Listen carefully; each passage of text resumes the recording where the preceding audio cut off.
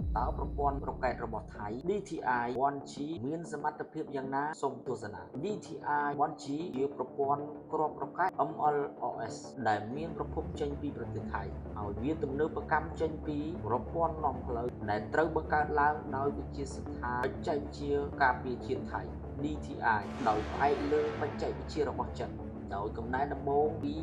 WS1 និង WS1B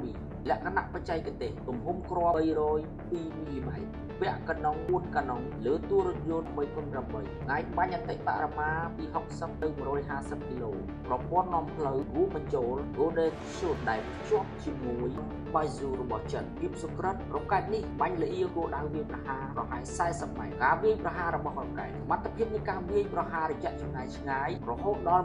150គីឡូម៉ែត្រវាអាចវាយប្រហារគោលដៅយុទ្ធសាស្ត្រដូចជាមជ្ឈមណ្ឌលបញ្ជាការលាងស្តុកគ្រាប់វាលយន្តហោះការប្រើប្រាស់ប្រព័ន្ធនាំផ្លូវ System ដែលភ្ជាប់ជាមួយ Baizu ធ្វើឲ្យគ្រាប់រ៉ុកែតវាយប្រហារចំគោលដៅល្អស